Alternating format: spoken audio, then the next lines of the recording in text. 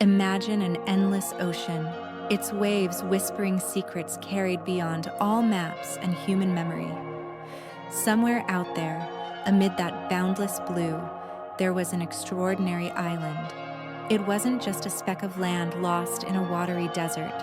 It was a living, beating heart, a place where the most vital parts of the human soul resided. I'm going to tell you its story, and maybe you'll hear something in it that feels familiar. On this island lived feelings and spiritual values. Joy danced beneath the rustling palms, her laughter ringing like wind chimes. Sorrow sat by the water's edge, watching the waves erase footprints in the sand, her silence holding a strange beauty. Pride stood tall on a hill, head held high as if her shadow could block the sun. Humility wandered quietly among the trees, asking for nothing in return. Knowledge poured over ancient books, trying to unravel the island's origins. Wealth gleamed from the windows of its marble mansion, and love moved among them all, touching each one with a warm hand, binding them with invisible threads. For a long time, they lived in harmony. Joy painted the days with vivid colors. Sorrow taught them to cherish stillness. Pride inspired grand dreams, and love reminded them they were never alone. But then something shifted, slowly, almost imperceptibly. Joy, once so pure, grew louder, more insistent. Her laughter drowned out everything else, and she didn't notice how sorrow turned away, hiding quiet tears.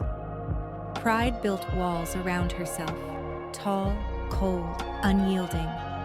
Even knowledge, with all its wisdom, couldn't breach them. Wealth locked itself in its mansion, surrounded by chests of gold, and stopped coming down to the shore where they once gathered.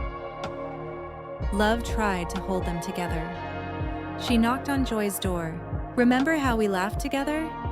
But all she heard was the echo of cheerful music. She approached Pride. "Let's listen to knowledge. It knows what we need." Pride replied coldly, "I'm above that." Love sat with sorrow by the waves as they lapped the sand and whispered, "We'll get through this." But sorrow shook her head. "I'm used to being alone." Then came the tides. The water, always so calm, began to rise higher, leaving strange debris on the shore. Bits of wood, shards of glass, like warnings. The ground cracked, fissures spreading from the island's center like a spider web. Sorrow felt it first. Her voice trembled as she said, "Something's wrong." Knowledge pulled out its tools, measured the water, studied the cracks, and delivered its verdict. "The island is sinking. We've destroyed it ourselves." And so the exodus began. Joy left first. She soared into the sky in a hot air balloon woven from laughter and colorful lights. "Goodbye," she called, not even glancing back. Pride launched a yacht, flawless, gleaming, perfect. "No room," she snapped as she sailed past. Wealth loaded its treasures onto a massive ship. "This is mine," it said, its voice clinking like metal. Knowledge slipped away quietly, books tucked under its arm, avoiding Love's gaze. Love was left alone. She wandered the empty island, where the wind howled through abandoned houses. She pressed her hands to the cracks, as if she could mend them, but the water rose to her knees, then her waist. The waves licked her shoulders as she spotted the ships of those who'd once been her family in the distance. She called out to them. "Wealth, help me," she shouted. "No room," it replied. "My chests outweigh your longing." "Pride, take me with you." "You're too simple for me," Pride shot back, not turning her head. "Sorrow, you understand me. I'm better off alone," Sorrow murmured, looking away. "Joy, hear me!" But Joy sang too loudly to hear anything else. The water closed over the island. Love stood there, salt spray mingling with her tears. She stopped calling out, just watched as her home vanished. And when it seemed all was lost, a small weathered boat appeared.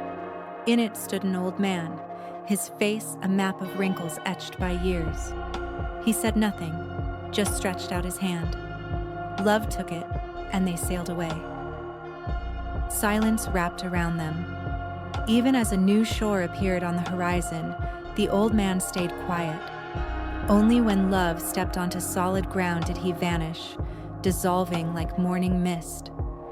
Later, she found knowledge, already unpacking its books in this new place. "Who is that?" she asked. "Time," knowledge replied, sifting through scrolls. "Why did it save me?" Knowledge paused. "Because time knows your worth. It sees what remains when everything else falls apart." And here's what I want to tell you through this story. The island didn't sink because of the water or the cracks. It died because the feelings forgot what held them together. Joy, pride, wealth. They left. But they lost more than love, who stayed until the end. And time always sees the truth.